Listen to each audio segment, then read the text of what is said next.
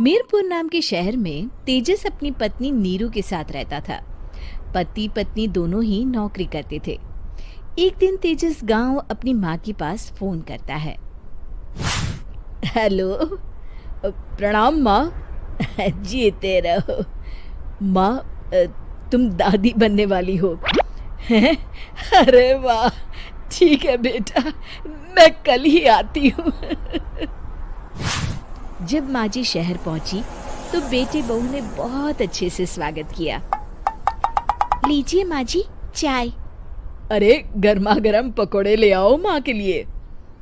नीरू रसोई में गई और 2 मिनट में ही पकोड़े ले आई। जी ये लीजिए। बहू जादू से बनाए हैं क्या? अभी तो रसोई में गई थी।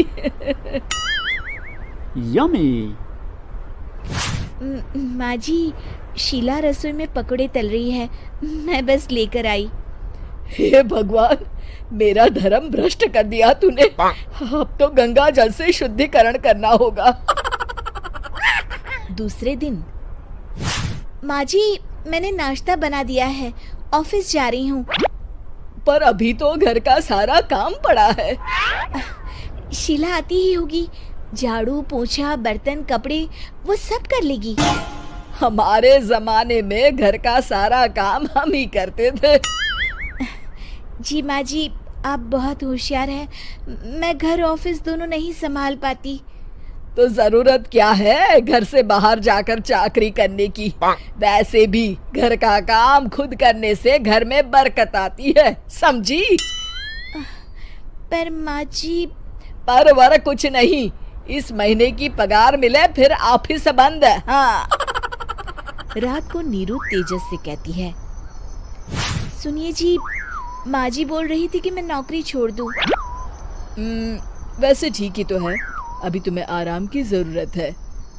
फिर भी आराम कहाँ, शीला को छुड़ाने के लिए बोल रही थी। तो अब 24 घंटे में इतना काम तो कर ही सकती हो। पर जॉब पसंद है मुझे, घर पर मन नहीं लगेगा। अगले दिन जब दोनों ऑफिस के लिए निकल रहे थे, मेरी तो कोई कीमत ही नहीं है इस घर में। माँ जी, आजकल महंगाई बहुत है, रहन सहन भी बदल गया है, दोनों नौकरी करते हैं तभी ठीक रहता है। अच्छा, तू कहना क्या चाहती है? मेरा बेटा तुझे बिठा के खिला नहीं सकता? तू ही इस घर का खर्च चला रही है, हैं? नहीं माँ जी, मेरा वो मतलब नहीं था। मतलब खूब समझती हूँ, ये बाल धूप में सफेद नहीं किए मैंने। हाँ। अब तो ये रोज का काम हो गया था। तेजस भी रोज की झिकझिक से परेशान हो गया था। एक दिन उसने कहा, नीरू, वैसे भी तुम्हें मैटरनिटी लीव मिलने वाली है, तो अभी से ही छुट्टी ले लो। पर क्या, मेरी सैलरी अच्छी खासी है। आखिर नीरू ने रिजाइन कर दिया। जब बच्चा हुआ तो घर में सब बहुत खुश हुए। कुछ दिनों बाद तेजस फाइल देख रहा था। क्या हुआ तेजस, कुछ परेशान लग रहे हो? हाँ, वो हमारी जितनी सेविंग्स थी वो तो हॉस्पिटल में और छठी के फंक्शन में खत्म हो गई है नीरू। और अभी वैसे मंदी चल रही है तो मैं बोल रही थी कल मुन्ना को हेपेटाइटिस का टीका लगवाना है। नीरू, क्या पोस्टपोन नहीं कर सकते? नहीं जी, बिल्कुल नहीं। अब तेजस को समझ में आ रहा था कि उससे गलती हुई है। पैसों की कमी का असर घर के माहौल पर भी पड़ रहा था। अगले दिन, बेटा मेरा चश्मा और ये दवाइयाँ ले आना, पर्चा देते हुए माँ जी ने कहा। जी। तेजस, मुन्ना के लिए दूध का डिब्बा और डायपर भी ले आना, और ये किराने के सामान की लिस्ट है, इसे भी लाना है। तेजस गुस्से में लिस्ट मरोड़कर फेंकता है और चिल्लाता है, पैसे क्या पेड़ पर उगते हैं? ये ले आना, वो ले आना। अरे पर ये जरूरत का सामान ही है। वो गुस्से में बिना कुछ कहे ऑफिस चला गया। अरे लंच तो ले जाइए। नीरू दौड़कर डिब्बा पकड़ाती है। एक दिन खाना खाने के बाद, नीरू, अब तो मुन्ना कुछ बड़ा हो गया, तो अब तुम वापस ज्वाइन कर लो ना जॉब। पर इस रिसेशन में जॉब मिलना बहुत मुश्किल है। ट्राई तो करो। फिर मुन्ना, माँ जी है ना, और एक फुल टाइम मेड भी लगा लेंगे। पर माँ जी, उन्हें तो पसंद नहीं।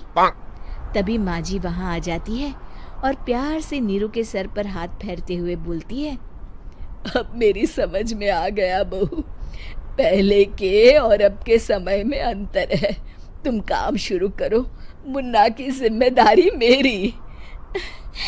मेरी प्यारी माँ जी। ये कहकर नीरू उनके गले लग गई। शिक्षा, परिवर्तन संसार का नियम है, हमें भी समय के साथ चलना चाहिए। उम्मीद है कि आपको हमारी ये कहानी पसंद आई होगी। कृपया हमारे चैनल को सब्सक्राइब करें और सभी अपडेट्स के लिए बेल आइकन जरूर क्लिक करें। और हाँ, वीडियो लाइक और शेयर करना मत भूलिएगा। Bye bye.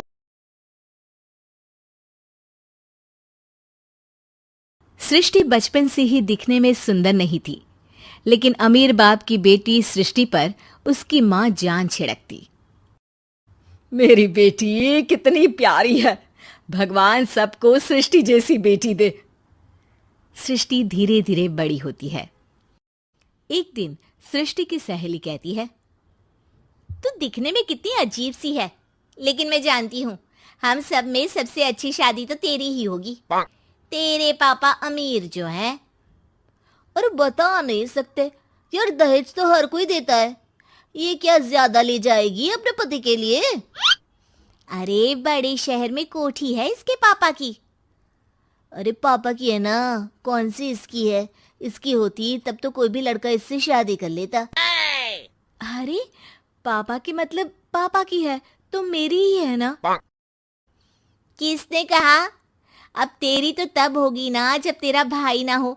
वैसे भी शादी के बाद सारी प्रॉपर्टी भाई के नाम होती है। सृष्टि समझ जाती है कि उसे किसी भी हालत में माँ बाप की सारी प्रॉपर्टी को अपने नाम करना है, लेकिन कैसे? एक दिन सृष्टि का भाई शीनू कहता है, बहन क्या कर रही है? तुझसे एक बात करनी है। अरे हाँ हाँ करना, मैं तो तेरी बहन हूँ। बहन, मेरी लाइफ में ना एक लड़की है, बहुत अच्छी है। मैं सोच रहा हूँ माँ और पापा से बात करूँ शादी के लिए। सृष्टि को समझ में आ जाता है कि भाई की शादी होते ही भाभी उसे एक दिन भी घर में बर्दाश्त नहीं करेगी। क्या बात है भाई, बताना कौन है वो? यार वो बहुत अच्छी लड़की है, पढ़ी लिखी है, मेरे साथ जॉब भी करती है, बस एक प्रॉब्लम है। हाँ प्रॉब्लम? क्या प्रॉब्लम है भाई? यार वो शादीशुदा है, लेकिन उसके पति ने उसे सिर्फ इसलिए छोड़ दिया क्योंकि उसके माँ बाप दहेज नहीं दे पाए। सृष्टि ये सुनकर न जाने क्यों खुश हो जाती है। अरे भाई तो क्या हुआ, लड़की तुझे तो पसंद है ना? शीनू को लगता है कि बहन उसे समझ रही है। वो इस बात से अनजान होता है कि उसकी बहन की मंशा पूरा घर हड़पने की है। सृष्टि अपनी माँ से कहती है, मम्मी मुझे तो बहुत चिंता है, पता है शीनू क्या कर रहा है? अरे क्या कर रहा है, वो तो काम पर जाता है और वापस घर आता है। नहीं ना माँ, वो यही तो नहीं कर रहा, बाकी सब कर रहा है। आपको पता है उससे प्यार है, और वो भी एक शादीशुदा लड़की से। ये क्या हो गया, मैं सोसाइटी में क्या मुंह दिखाऊंगी? अरे तेरे पापा तो यही कहेंगे कि मैंने ही उसे बिगाड़ दिया है। माँ देखो, मेरी बात मानो, पापा पर भी विश्वास करने की जरूरत नहीं है। अब आप ही बताओ, पापा इतनी देर घर के बाहर रहते हैं क्यों, बोलो? अरे बेटा वो तो नौकरी करते हैं ना। तू बहुत भोली है माँ, पापा का ऑफिस तो 7 बजे खत्म हो जाता है, लेकिन देखो कितनी देर से आते हैं। अरे नहीं नहीं बेटा, ऐसी कोई बात नहीं है। सृष्टि माँ को एक औरत से बात करते पिता की फोटो दिखाती है। देखो माँ कैसे हैं पापा, मैं ना कहती थी कि पापा सही नहीं है। मैं तेरे पापा से बात करूंगी, दे फोटो मुझे। ओ माँ, वो तो डिलीट हो गई। लेकिन चल, तूने तो देख लिया ना। पापा से बाद में बात कर लेना, और हाँ, मेरा नाम बिल्कुल मत लेना। हाँ माँ। अब क्या था, सृष्टि के माँ और पिता के बीच झगड़ा होना शुरू हो जाता है। सृष्टि के मन में क्या चल रहा था कोई नहीं जानता था। एक दिन, माँ, सृष्टि के लिए एक लड़का देखा है, वो लोग शाम को उसे देखने आने वाले हैं। और हाँ माँ, एक खुशखबरी, मैं और पापा मिलकर एक नया बिजनेस ट्राई कर रहे हैं। शाम को लड़का आता है, सांवले रंग का। सृष्टि को तो बिल्कुल भी पसंद नहीं आता। लड़की की माँ कहती है, लड़की का चेहरा तो कोई खास नहीं, लेकिन अगर मेरे बेटे को आप लोग सेटल कर दें तो मैं उसकी शादी आपकी बेटी से करवा दूं। सृष्टि को लड़का बिल्कुल पसंद नहीं था। उसे भाई पर गुस्सा आ जाता है। लड़के वालों के जाने के बाद कहती है, माँ देखा, शीनू मेरे लिए कैसा लड़का लेकर आया, न दिखाने लायक न सुनने लायक, सेटल भी नहीं, वो भी हम करे।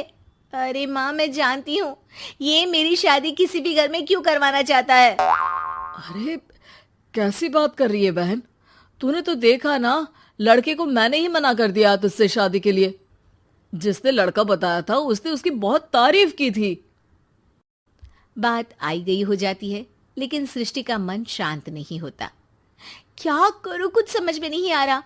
मेरी शादी हो गई तो ये लोग पूरी प्रॉपर्टी शीनू के नाम कर देंगे, मेरे हाथ तो कुछ लगेगा ही नहीं। तभी सृष्टि को आइडिया आता है।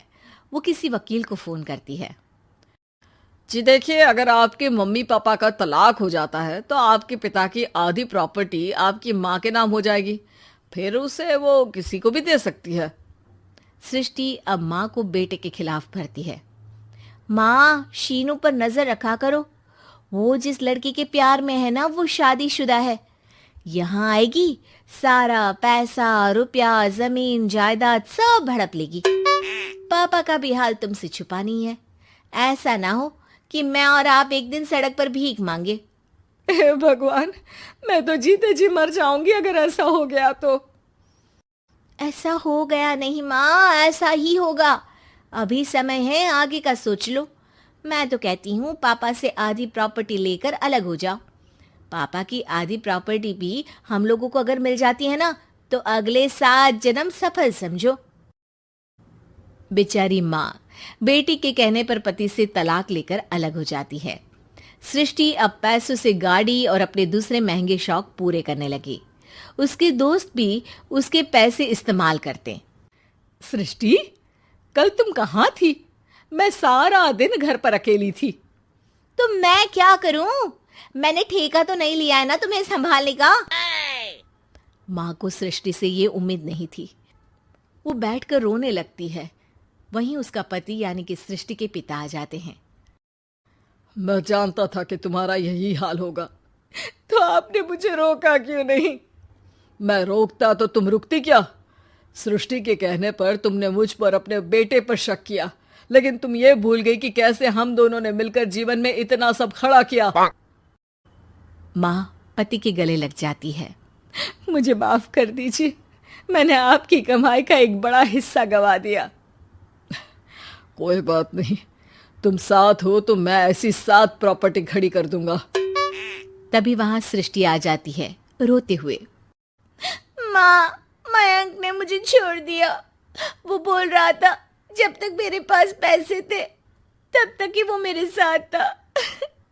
पापा, माँ, मुझे माफ कर दीजिए।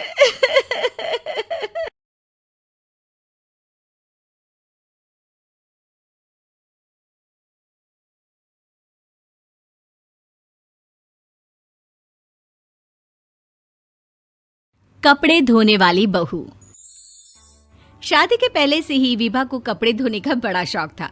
कभी नल के नीचे तो कभी तालाब के पास। अरे मेरी नीली वाली लुंगी नहीं दिख रही है। विभा की अम्मा, कहाँ रखी है लुंगी? अरे वो तो विभा ने परसों ही धोकर रखी थी आपकी अलमारी में, देखो वहीं होगी। वो ना मैंने आज धो दी, मुझे लगा कि गंदी हो गई होगी। अरे कैसे गंदी हो गई थी? उसे तो मैंने पहना भी नहीं। हे भगवान, इस लड़की के कपड़े धोने की आदत से परेशान हो गया हूँ मैं। जितना तो घर में राशन नहीं आता उससे कहीं ज्यादा डिटर्जेंट पाउडर का खर्चा है। इसकी शादी करवा दो, शादी। जाए अपने घर में ही करे काम, फिर चाहे घर के कपड़े धोने हो या पूरे गांव के। हाँ ठीक बोल रही हो, देखता हूँ मैं कोई लड़का। वो दिन भी आ जाता है जब विभा को देखने लड़के वाले आ जाते हैं। लड़की मुझे अच्छी लगी। होने वाली सास कहती है, बेटी अगर कुछ पूछना है तो पूछ लो। वैसे तो हमारी लड़की बहुत ही शर्मीली है, जो बोल दो वो मान लेती है, इसे क्या पूछना होगा। अरे कैसी बात कर रही हो माँ, मुझे इन लोगों के घर रहना है, सवाल तो कई है। हाँ हाँ बेटा पूछ लो ना, क्या पूछना है। आप लोगों के घर कपड़े कौन धोता है? सास का मुंह बन जाता है। देखो अगर तुम ये कहना चाहती हो कि तुम्हें कपड़े धोने नहीं आते तो सुन लो, कपड़े मैं ही धोती हूँ, लेकिन तुम्हारे आ जाने के बाद मैं रुमाल तक नहीं धोऊंगी। अरे चुप रहना भाग्यवान, बहू बेचारी घर आई नहीं, उसे डराना शुरू कर दिया। वो क्या है ना बिटिया, अभी तक तो ये कल्लू की माँ ही धोती थी, लेकिन अब तुम्हारे पापा तो दहेज में वॉशिंग मशीन देंगे ही। तभी विभा की माँ बोल पड़ती है, सवाल भी पूछा तो क्या। वैसे भाई साहब, मशीन की तो फिर भी कपड़े धोने की कैपेसिटी होती है। मतलब जो बिटिया दे रहे हैं ना विभा, इसे कपड़े धोने का बहुत शौक है। ये आप लोगों के क्या, आस पड़ोस गांव मोहल्ले सबके कपड़े धो दे और उफ तक ना करे। बाहर देखा नहीं आपने कितने कपड़े सूख रहे हैं, सब हमारी बिटिया ने ही तो धोए हैं। बस भी करो ना माँ, शर्म आ रही इतनी तारीफ सुनकर।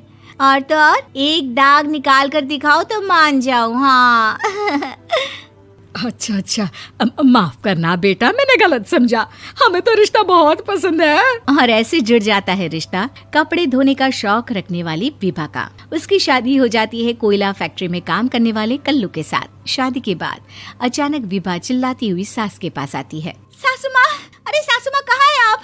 ये तो धोखा है, धोखा दिया आप लोगों ने मुझे। इसे ससुर के चक्कर के बारे में पता चल गया। अरे तो उसमें तुझे क्यों धोखा मिला है? अरे नल में पानी नहीं आता, कपड़े कैसे कब धुलेंगे? अच्छा तू पानी नहीं आ रहा उसकी बात कर रही है। तो आपने क्या सोचा? कुछ नहीं। अच्छा तेरी माँ ने कहा था कि कपड़े धोने का शौक है तुझे, याद आया मुझे। शौक बोलकर कपड़े धोने वाले मेरे जुनून को कम ना आके सासू माँ, कपड़ा धोना मेरा गुरूर है।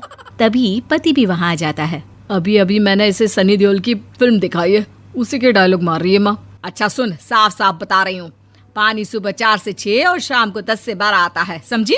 विभा टाइमिंग सुनकर हैरान हो जाती है। ये क्या भूतों का मोहल्ला है? सुबह 4 बजे उठकर कौन कपड़े धोता है? 4 बजे टंकी में पानी जाता है, फिर सारा दिन धोना ना, किसने मना किया? अरे कैसे बात कर रही हैं? 200 लीटर की टंकी में कितने कपड़े धो लूंगी मैं, सुबह ही उठ जाऊंगी मैं। अब क्या था, विभा सुबह 4 से लेकर रात के 12 बजे तक कपड़े ही धोती रहती। एक रोज सास पड़ोस से निकलकर कहीं जा रही होती है कि साथ वाली कहती है, हाँ कल्लू की माँ, जरा ये बताओ कि 2 साड़ी है, 2 ब्लाउज और एक पेटीकोट और एक नाड़े वाला लंबा कच्छा। हाँ तो? अरे तो क्या, कितना लोगी धुलाई ये बताओ। धोबन दिख रहे हैं हम क्या? हमारे पति सरकारी नौकरी से अभी रिटायर हुए हैं और बेटा सुपरवाइजर है कोयला फैक्ट्री में। धोबन समझ रखा है हमें? हाय रे कल्लू की अम्मा, माफ कर दो, वो तो मोहल्ले में यही सब बता रहे थे कि तुमने बहू को कपड़ा धुलवाने के काम में लगा दिया है। सास को पड़ोसन की बात सुनकर गुस्सा आ जाता है। वो घर पहुंचती है जहां घर के बाहर ही इतने सारे कपड़े सूख रहे होते हैं जितने कि किसी धोबन के घर पर। अरे ओ कल्लू की दुल्हन, बाहर निकल। माँ जी यहीं आ जाओ, बाथरूम में चादर धो रहे हैं हम। अरे अभी हम धोते हैं, तुमको बाहर निकलो। ये आस पड़ोस वाले बोल रहे हैं कि हम बहू से कपड़े धुलवा कर उसे कपड़ा धोने वाली बना दिए हैं। अरे छोड़ो ना माँ जी, किन लोगों की बातों में आती हो? आस पास के लोगों का तो काम ही होता है कि वो किसी तरह सास बहू को लड़ा दे। बहू सारे घर के कपड़े धोती है, ये क्या कम है? बोलिए। सास को भी लग जाता है कि वो बहू का ये सनकीपन नहीं छुड़वा सकती, इससे अच्छा है कि खुद ही चुप हो जाए। एक रोज सास और बहू मंदिर जाते हैं, जहाँ सास की साड़ी वहाँ खड़ी भीख मांगने वाली से मिलती है। माँ जी क्या बात है, आपकी साड़ी उस भिखारन से कितनी मिल रही है ना? हाँ देखो तो दोनों की साड़ी मिल रही है। क्या बात है कल्लू की अम्मा, तुम खुद को तो अफसर की बीवी बताती हो और ऐसी सिंपल सी प्लेन साड़ी पहनकर घूमती हो। सिंपल और प्लेन नहीं है ये साड़ी। तो क्या सोने के धागे से फूल बने हैं? कुछ भी सासू माँ, कुछ भी। हाँ बने थे इस साड़ी में सोने के धागे से फूल। मेरे पति लेकर आए थे मद्रास से स्पेशली मेरे लिए 10,000 की। लगता है भाई साहब इस भिखारन के लिए भी सेम टू सेम साड़ी लेकर आए होंगे 10,000 की। सास उस वक्त तो कुछ नहीं कहती, लेकिन बहू के साथ घर आती है और अलमारी से एल्बम निकाल कर लाती है। ये साड़ी देख रही है, ये वही साड़ी है जिसे मैंने अभी पहना था। इस साड़ी में ये जो चमकदार फूल दिख रहे हैं ना, ये सोने के धागों से काढ़े गए हैं। लेकिन तू लोकल वॉशिंग मशीन ब्रश से घिस घिस कर सारे फूलों को निकाल कर साड़ी प्लेन कर दी। मुझे माफ कर दीजिए सासू माँ। और तो और, जब मैंने तुझे तेरी गलती के लिए कुछ नहीं कहा, लेकिन तूने तो सबके सामने मेरा मजाक ही बना दिया। क्यों? बहू को समझ में आ जाता है कि अब से उसका कपड़े धोना बंद।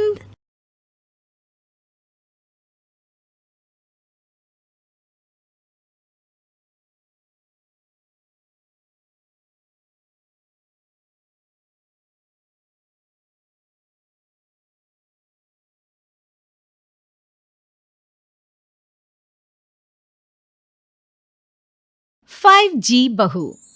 सुमित्रा जी का बेटा था अमित और बहू का नाम था अमृता।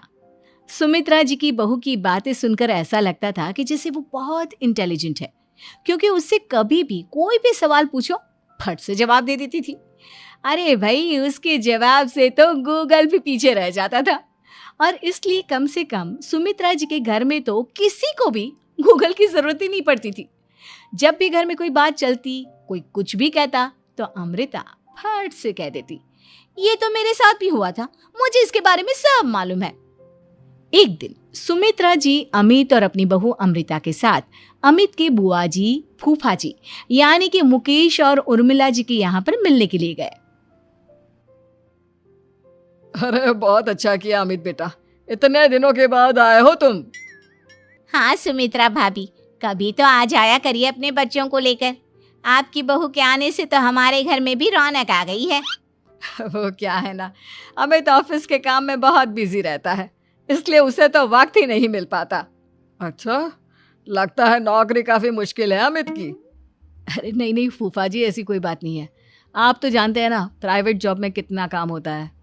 अरे कोई समझे ना समझे, मुझे तो पता है प्राइवेट नौकरी में इतना काम करना पड़ता है कि इंसान की आफत आ जाती है। लेकिन बेटा, तुमने तो कभी जॉब की ही नहीं, तुम्हें कैसे पता? अरे जॉब नहीं की तो क्या हुआ मम्मी जी, सब जानती हूँ मैं।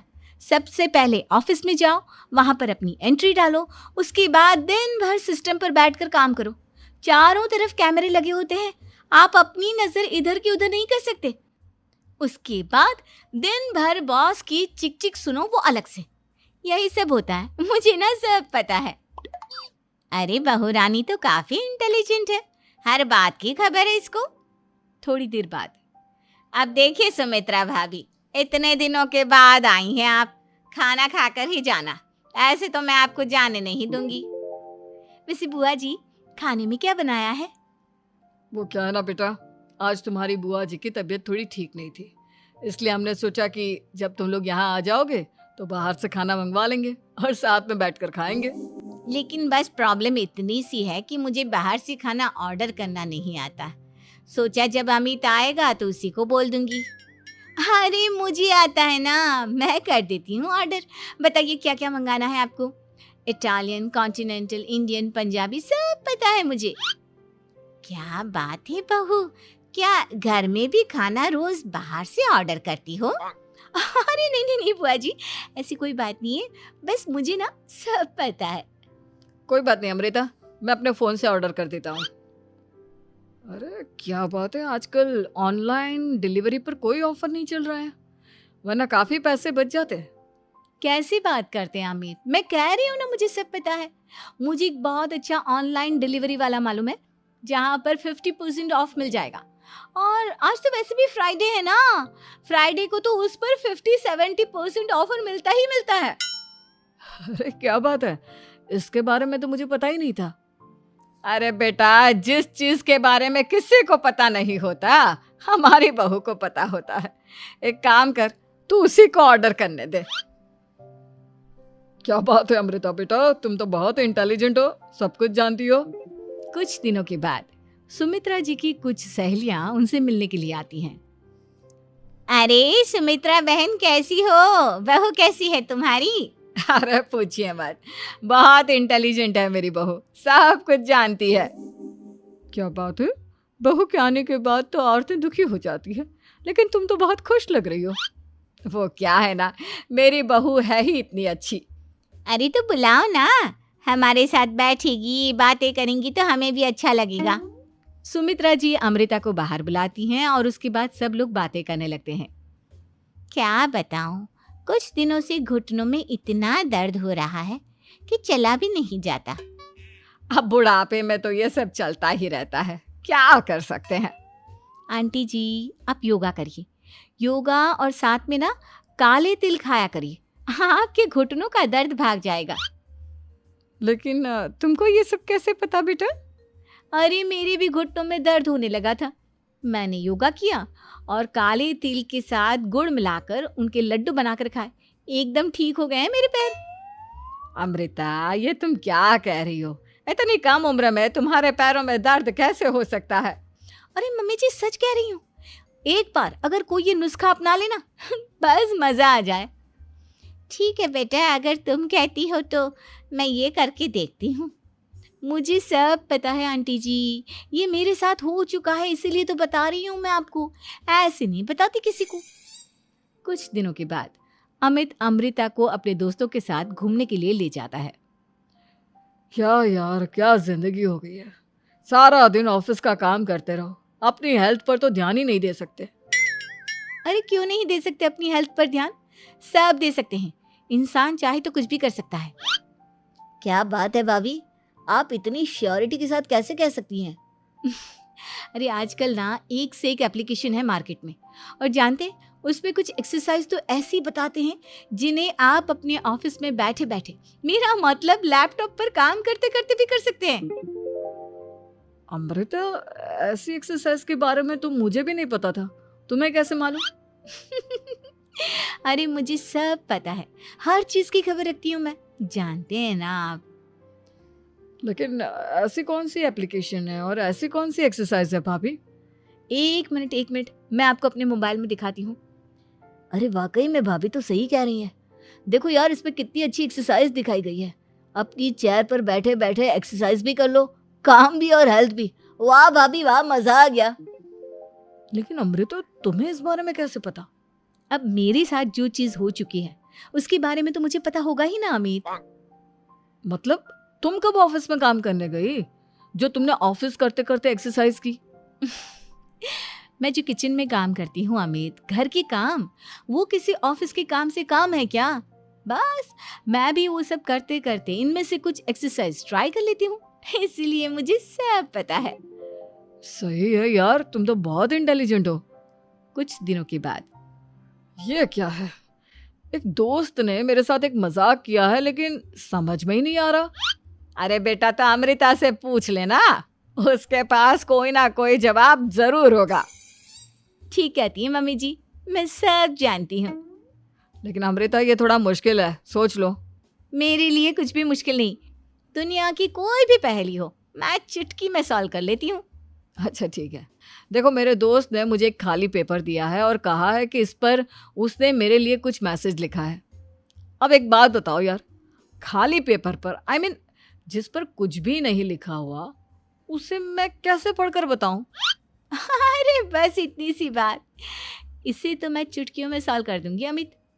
लेकिन कैसे बहू, इस पेपर पर तो वाकई में कुछ नहीं लिखा हुआ, एकदम खाली पेपर है, कैसे क्या पढ़ोगी तुम? अमित एक छोटा सा काम करो, जल्दी से एक मोमबत्ती लेकर आओ। अरे बहू, पेपर में आग लगाने का इरादा है क्या? नहीं मम्मी जी, इस पेपर पर अमित के दोस्त का लिखा हुआ मैसेज पढ़ने का इरादा है। अमित कैंडल लेकर आता है। अब ना बस इस पेपर को धीरे धीरे कैंडल के ऊपर घुमाते रहो, देखना 2 ही मिनट में मैसेज आपकी आंखों के सामने होगा। अच्छा ठीक है, मैं ऐसा करके देखता हूँ। 2 मिनट के बाद अरे वाकई में इस पर तो अक्षर बनने लगे, लेकिन ये हुआ कैसे? और अमृता तुम्हें कैसे पता? बहुत सिंपल है मम्मी जी, अमित के दोस्त ने नींबू के रस से मैसेज लिखकर उसे सुखा दिया। आप अगर मैसेज पढ़ना हो ना तो पेपर को आग के सामने ले जाओ और लेटर्स अपने आप उभर कर आ जाते हैं। वाह बहू, लेकिन तुम ये सब कैसे जानती हो? अरे मम्मी जी, जब मैं छोटी थी ना तो अपनी सहेलियों के साथ ऐसे ही गेम खेला करती थी। ये तो मेरे साथ कितनी बार हो चुका है, मुझे सब पता है। थैंक यू यार अमृता, तुम्हारी वजह से हमें कुछ भी सोचने की जरूरत ही नहीं पड़ती, तुम सब कुछ बता देती हो। कुछ दिनों के बाद सुमित्रा जी को अमृता के प्रेग्नेंट होने की खुशखबरी मिलती है और सुमित्रा जी अमृता को डॉक्टर के यहाँ लेकर जाती है। देखिए सुमित्रा जी, आपकी बहू की तबीयत बिल्कुल ठीक है, किसी भी तरह की चिंता करने की कोई ज़रूरत नहीं है। लेकिन हाँ, उनको आयरन वाली डाइट खाने की बहुत ज़रूरत है। ठीक है डॉक्टर साहब, आप बता दीजिए मैं अपनी बहू को क्या क्या खिलाऊं ताकि उसकी तबीयत ठीक रहे और आने वाले बच्चे की भी। अरे मम्मी जी, इसमें डॉक्टर से पूछने की क्या ज़रूरत है। किशमिश है, अनार है, पालक है, ये सब खाना चाहिए, आयरन का लेवल बिल्कुल बराबर रहता है। अरे वाह, आपकी बहू तो सब कुछ पहले से ही जानती है। ये तो बहुत अच्छी बात है। देखो, आयरन के साथ तुम्हें कैल्शियम भी खाना होगा। जानती हूँ मैं, अगर आयरन की खाली सप्लीमेंट लेते हैं और कैल्शियम नहीं लेते तो बॉडी उसे अच्छे से एब्जॉर्ब नहीं कर पाती। सब पता है मुझे। बहू ये भी मालूम है? हाँ मम्मी जी, आप तो जानती है ना, मुझे सब पता है। आपकी बहू की बातें सुनकर अच्छा लग रहा है।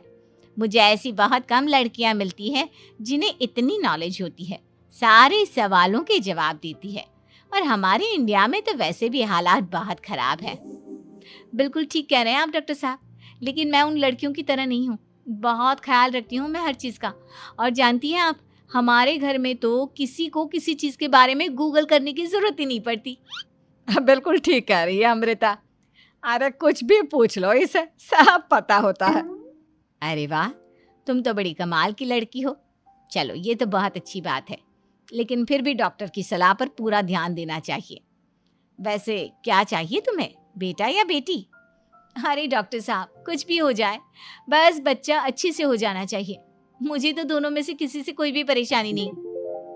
और सुमित्रा जी आप? डॉक्टर मैडम, मुझे तो लड़के और लड़की में कभी भेद करने की आदत ही नहीं है। पोता आए या पोती, मेरे लिए तो दोनों एक बराबर है। सुनकर अच्छा लगा। वैसे आप जानती हैं, हमारे यहाँ पर तो लोगों को बड़ी बेचैनी रहती है ये जानने की कि पेट में लड़का है या लड़की, लेकिन विदेशों में ऐसा नहीं होता। हाँ, वहाँ पर तो सब कुछ पहले से ही बता देते हैं ना। ये भी कोई बात हुई भला? लेकिन तुम्हें कैसे पता कि वहां पर सब कुछ पहले ही बता देते हैं? अच्छा हाँ, तुम तो सब कुछ पहले से ही जानती हो ना, तुम्हारे साथ तो सब कुछ पहले से ही हो चुका होता है। नहीं मम्मी जी, ये तो मेरे साथ पहली बार हो रहा है, इसलिए मैं ये डायलॉग नहीं बोल सकती। अमृता की बात सुनकर सुमित्रा और डॉक्टर दोनों हंसने लगते हैं।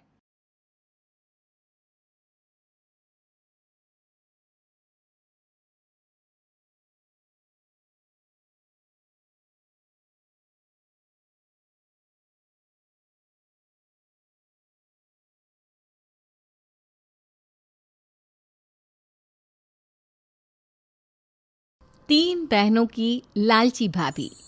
करिश्मा, रेशमा और मनीषा तीन बहनें हैं। उनका एक भाई भी है, मयंक। मयंक अपनी बहनों को बहुत प्यार करता है, लेकिन मयंक की पत्नी सविता इस मामले में मयंक से बिल्कुल ही अलग है। वो अपनी ननदों का जितना बुरा कर सकती है उतना बुरा करती ही रहती है और अपनी ननदों पर हुक्म भी चलाती है। करिश्मा, करिश्मा, तुमने अभी तक नाश्ता नहीं बनाया? तुम्हारे भैया को ऑफिस जाने में देर हो रही है। हाँ भाभी, बस अभी बनाती हूँ। करिश्मा, तुम ये ढीलापन छोड़ दो, कल को पराए घर जाना है। वहाँ अगर तुम इस तरह से काम करोगी तो लोग क्या कहेंगे कि माँ ने और भाभी ने कुछ सिखाया नहीं। और तुम्हारी दोनों बहनें कहाँ हैं? अब रेशमा मार्केट गई है और मनीषा सो रही है। क्या? सुबह के 8 बज रहे हैं और ये महारानी अभी भी सो रही है? ये कहते हुए सविता अपनी सास दुर्गा देवी के पास जाती है। माँ जी, देख रही हो अपनी बेटियों के तौर तरीके? क्या हुआ बहू, सुबह सुबह क्या कर दिया मेरी बेटियों ने? अरे एक तो अभी अभी उठकर किचन में गई है, दूसरी सुबह सुबह बाहर चली गई और तीसरी अभी तक सो रही है। क्या करूं मैं इन तीनों का, मैं तो परेशान हो गई हूँ। जा जाकर उठा उसे और रेशमा से मैं बात करती हूँ। सविता सीधा मनीषा के कमरे में जाती है और उससे कहती है, महारानी जल्दी उठो, सूरज सर पर आ गया है। भाभी थोड़ी देर और सोने दो ना, मैं रात को लेट सोई थी, वो क्या है ना यूनिट टेस्ट चल रहे हैं। शराफत से उठती है या नहीं, या फिर पानी की भरी बाल्टी डालूं तेरे ऊपर? नहीं भाभी, मुझे बिस्तर में नहीं नहाना, उठती हूँ मैं। मनीषा जल्दी से उठकर बाथरूम में चली जाती है। सभी आराम से बैठकर नाश्ता कर रहे होते कि तभी रेशमा बाजार से हाथ में सामान लिए आ जाती है। रेशमा को देखते ही सविता उस पर बरस पड़ती है। लो आ गई महारानी, ऐसा भी क्या सामान लाना था जो सुबह आंख मलते ही बाजार की तरफ रवाना हो गई? भाभी कल आप ही तो चीख रही थी कि घर का सारा सामान मुझे ही लाना पड़ता है, घर में किसी को भी किसी काम से कोई लेना देना नहीं है। अब मैं बाजार जाकर सामान ले आई तो आपको इस बात से भी तकलीफ हो रही है? देख रही हो माँ जी, अपनी बेटी की जुबान कैंची से भी तेज चलती है। और मयंक आप तो कुछ कहेंगे नहीं अपनी लाडली बहन को। रेशमा, अपनी भाभी से ऐसे बात नहीं करते, चलो माफी मांगो। भैया मैं क्यों माफी मांगू? आप भाभी से बोलिए ना कि हम पर कम हुक्म चलाया करे। हम इस घर की बेटियां हैं और आपकी पत्नी की ननद है, नौकरानी नहीं। लो कर लो बात, इनकी भलाई के लिए कुछ भी बोलो तो इन्हें बुरा लग जाता है। इस घर में यही इज्जत है मेरी। देख लो माँ जी, आपकी बेटी किस लहजे में मुझसे बात कर रही है। सविता वहां से चली जाती है। मयंक को बहुत गुस्सा आता है, वो भी वहां से चला जाता है। फिर करिश्मा रेशमा को समझाती है, रेशमा तुम्हें भाभी से माफी मांग लेनी चाहिए थी ना। लेकिन दीदी मैंने कुछ किया ही नहीं, तो मैं माफी क्यों मांगू? हाँ करिश्मा दीदी, रेशमा दीदी जैसे ही घर में आई भाभी ही उन पर चिल्ला रही थी। हाँ मैं मानती हूँ कि गलती भाभी की थी। मैं तो इसलिए बोल रही हूँ कि भाभी ने माँ को तो पूरी तरह अपने वश में कर लिया है, वो हमारी बात सुनती ही नहीं। मयंक भैया हमारे लिए हमेशा खड़े रहते हैं, इसलिए उनकी बात का मान तो तुम्हें रखना चाहिए था ना। कोई फायदा नहीं दीदी, कुछ दिनों की बात और है, भाभी उन्हें भी हमारे खिलाफ भड़का देंगी, फिर वो भी माँ की तरह हमारी किसी बात का विश्वास नहीं करेंगे। इसी तरह सविता अपनी तीनों ननदों को किसी न किसी बात पर परेशान करती रहती थी। एक दिन मयंक अपनी तीनों बहनों के लिए गिफ्ट लाया। क्या रेशमा, ये तुम्हारे लिए हार का सेट, रेशमा तुम्हारे लिए सुंदर सी ड्रेस, और मनीषा तुम्हें किताबें पसंद है ना, तुम्हारे लिए किताबें लाया हूँ। थैंक यू भैया। थैंक यू भैया, थैंक यू भैया। करिश्मा, तुम्हारा नेकलेस कितना सुंदर है, ये भैया कहाँ से ले आए होंगे? मैंने भैया को 3 दिन पहले फोन पर ये डिजाइन दिखाया था और आज भैया ये ले आए। सविता तो अपनी ननदों के गिफ्ट्स देखकर जल गई और करिश्मा का नेकलेस तो उसे भी बहुत पसंद आया था। अपनी बहनों के लिए कितना अच्छा नेकलेस लेकर आए हैं, मुझे कभी कोई गिफ्ट नहीं दिया। मैं आज ही ये हार चुरा लूंगी। रात में सविता करिश्मा का हार चुरा लेती है और इसी तरह उसे अपनी ननदों की जो भी चीज अच्छी लगती वो उसे मांगती नहीं, बल्कि रात के अंधेरे में चुरा लेती। इसी तरह दिन बीतते गए और सविता ने मयंक के दिल में भी उसकी बहनों के लिए नफरत पैदा कर दी। एक दिन मयंक ने करिश्मा और रेशमा के लिए रिश्ता देखा और ये बात उसने घर में सबको बताई। माँ, करिश्मा और रेशमा के लिए बहुत अच्छा रिश्ता आया है, वो लोग कल इन्हें देखने आ रहे हैं, आप और सविता मिलकर सारी तैयारी कर लेना। ये सुनकर करिश्मा और रेशमा खुश हो जाती हैं, लेकिन सविता सोचती है, अगर इन दोनों बहनों की शादी हो गई तो घर और बाहर का काम कौन करेगा? मनीषा तो एक नंबर की कामचोर है, उससे तो किसी बात की उम्मीद लगाना ही बेकार है। मुझे इस शादी को रोकना होगा। अगले दिन सभी लड़के वालों के स्वागत की तैयारी करने में लगे होते हैं। तभी मयंक अपनी बहनों से आकर कहता है, तैयार हो गई तुम दोनों? देखो दोनों लड़के बहुत अच्छे हैं, मैं कोई कसर नहीं छोड़ना चाहता, इसलिए तुम उनके सामने अच्छे से बिहेव करना और अपनी भाभी से लड़ने मत लग जाना। करिश्मा, तुम वो नेकलेस पहन लो ना जो मैं तुम्हारे लिए लाया था। भैया मैं बहुत देर से वो नेकलेस ढूंढ रही हूँ, लेकिन मुझे मिल ही नहीं रहा। क्या तुमने नेकलेस खो दिया? तुम्हें पता भी है वो कितना महंगा था, तुम कोई काम ढंग से नहीं कर सकती। मयंक गुस्से में वहां से चला जाता है। थोड़ी देर बाद लड़के वाले भी आ जाते हैं। वो दोनों बहनों को पसंद कर लेते हैं और रिश्ता पक्का हो जाता है। लेकिन सविता के दिमाग में तो कुछ और ही खिचड़ी पक रही थी। वो पंडित जी के पास करिश्मा की कुंडली लेकर जाती है और उन्हें पैसे देकर करिश्मा की कुंडली बदलवा देती है। जब लड़के वालों के पास करिश्मा की कुंडली जाती है तो वो दुर्गा को फोन करते हैं। बहन जी, हमने करिश्मा की कुंडली अपने पंडित जी को दिखाई थी। आपकी बेटी की कुंडली नहीं बल्कि दोषों का पिटारा है। देखिए, मैं और मेरे पति इन सब बातों में बहुत विश्वास करते हैं। इसलिए हम आपकी बेटी से अपने बेटे की शादी नहीं करा सकते। इस तरह करिश्मा का रिश्ता टूट जाता है और सभी घर वालों को बहुत दुख होता है। अब कविता सोचती है, चलो करिश्मा का तो रिश्ता टूट गया, अब रेशमा का भी रिश्ता तोड़ना है। क्या करूं? अब सविता आवाज बदलकर किसी अननोन नंबर से रेशमा के होने वाले ससुराल में फोन करती है। हेलो, मैं कौन हूँ कौन नहीं ये आपके लिए जानना ज़रूरी नहीं, बस इतना सुन लो कि रेशमा का 2 साल से किसी के साथ अफेयर चल रहा है। बस रेशमा का रिश्ता तोड़वाने के लिए सविता का इतना कहना काफी था। अब रेशमा का भी रिश्ता टूट गया। मयंक और दुर्गा देवी ने रेशमा को खूब खरी खोटी सुनाई और उससे बार बार उस लड़के के बारे में पूछने लगी। आप दोनों मुझे क्यों परेशान कर रहे हो? अरे कोई लड़का होगा मेरी लाइफ में तो मैं बताऊंगी ना, जब कोई है ही नहीं तो कहाँ से लाऊं मैं कोई लड़का? तो तेरे होने वाले ससुराल वालों को फोन किसने किया था? माँ मैं नहीं जानती किसने फोन किया था, मैं सच कह रही हूँ। मैं तो पहले ही कह रही थी इसकी लगाम खींच कर रखो, लेकिन मेरी सुनता ही कौन है। आप चुप रहिए भाभी, ये सब आपका ही किया धरा है। अब तीनों बहनों को विश्वास हो जाता है कि ये सब उनकी भाभी ही कर रही है। तीनों बहनें अपनी भाभी को सबक सिखाने के लिए एक वकील कर लेती है और घर में हिस्सा मांगना। देखो भैया, माँ बाप की जायदाद में जितना बेटों का हक होता है उतना ही बेटियों का, इसलिए इस घर के 4 हिस्से होंगे और हमें अपना हिस्सा चाहिए। मैंने तुम्हारे लिए क्या क्या नहीं किया और तुम इस घर में हिस्सा मांग रही हो? भैया, आप और माँ हम बहनों की कोई बात नहीं सुनते हो और भाभी हमारी शादी नहीं होने देगी क्योंकि उन्हें लगता है कि आप हमारी शादी में ज्यादा पैसा लगाओगे और उन्हें हम जैसी फ्री की नौकरानी कहाँ मिलेगी। तो हम भाभी के साथ तो रह नहीं सकते, हम बहनों को अपना हिस्सा चाहिए। अरे तुम्हें शर्म आनी चाहिए अपने भाभी पर ऐसा इल्जाम लगाते हुए। वो तुम्हारे बारे में कितना सोचती है। हाँ माँ, भाभी हमारे बारे में बहुत सोचती है, दिन रात बस यही सोचती रहती है कि किस तरह से अपनी तीनों ननदों को परेशान करूं और कभी मुझे पढ़ने भी नहीं देती। दोनों बहनों का रिश्ता भी तो इन्होंने ही तोड़वाया है और रात में हमारे कमरे में आकर हमारी चीजें भी चुराती हैं। इसी तरह सविता की तीनों ननदें अपनी बात पर अड़ी रही। अब कोर्ट में तारीख भी शुरू हो गई। जब सविता को लगा कि उसकी तीनों ननद इतनी आसानी से नहीं मानने वाली, तो उसने अपने पति और सास को सारी सच्चाई बता दी और अपनी तीनों ननद से माफी मांगी। मयंक और दुर्गा को भी अपनी गलती का एहसास हो गया। अब सविता खुद करिश्मा और रेशमा के लिए अच्छा रिश्ता ढूंढती है और उनकी शादी करवाती है।